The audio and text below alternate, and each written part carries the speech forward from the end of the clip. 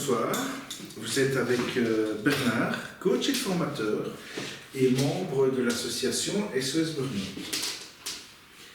Cette capsule va parler de quelque chose qui est assez important dans le burnout et surtout dans l'après-burnout, à savoir j'ai peur. Mais peur de quoi? J'ai peur de redémarrer à travailler, je me sens inutile, j'ai peur d'être inutile dans ma vie. Je ne prends que des exemples et ce n'est pas du tout limitant, c'est simplement métaphorique et ce n'est que des points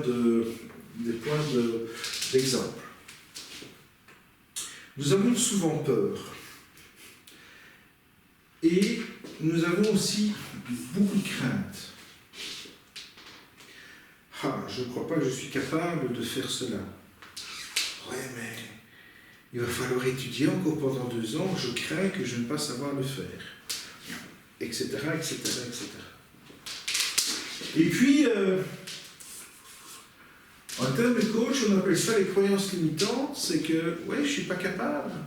Ouais, je ne le vaux pas. Je ne saurais jamais le faire. Qu'est-ce qui fait que vous ne saurez jamais le faire? Oui, mais tu sais, c'est compliqué, tu sais. Qu'est-ce qui est compliqué?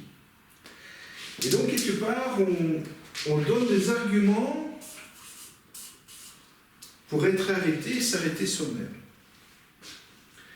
Et donc, en tant que coach, et je parle pour ma partie professionnelle, c'est que, à travers l'écoute, à travers la reformulation de ce qui est entendu, il y a des outils qui vont être développés. Alors, ces outils, c'est quoi? Ces outils, c'est finalement, entre guillemets, différentes balances. Ça peut être la balance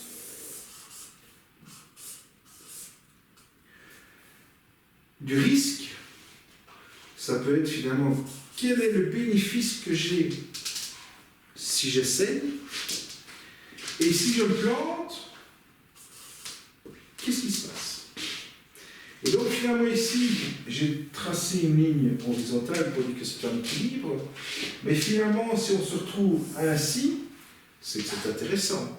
Par contre, si on se retrouve ainsi, donc finalement où il n'y a pas de bénéfice, qu'il y a beaucoup plus de pertes, c'est problématique. En tant que coach, au travers de l'écoute, à travers l'échange, à travers des exercices qui peuvent finalement être, je prends un exemple maintenant qui est le cas de Hoffman, où on travaille sur ses qualités intrinsèques, sur ses pièges, parce qu'on exacerbe ses qualités, et finalement, on va aller chercher son challenge. Tiens, qu'est-ce qui va faire que je vais changer? Et surtout, on va aller voir le côté allergisant des choses. Et ce côté des allergies vont faire que, oula, ça ne va pas. Et donc, du coup, on va trouver des points de levier, on va trouver des indicateurs, on va trouver des informations.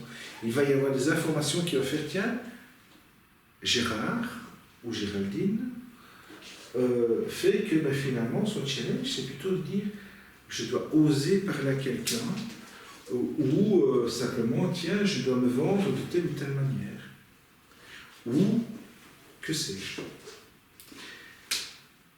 Nous avons beaucoup de peur et nous avons beaucoup de craintes et finalement nous allons travailler sur cette peur, sur ces craintes, sur ces croyances limitantes, pour les faire sauter. Parce que finalement, en dehors de la mort, et je suis désolé de parler ainsi, en dehors de la mort, on vit. Et tant qu'on vit, on peut essayer. Et on peut travailler sur cette peur.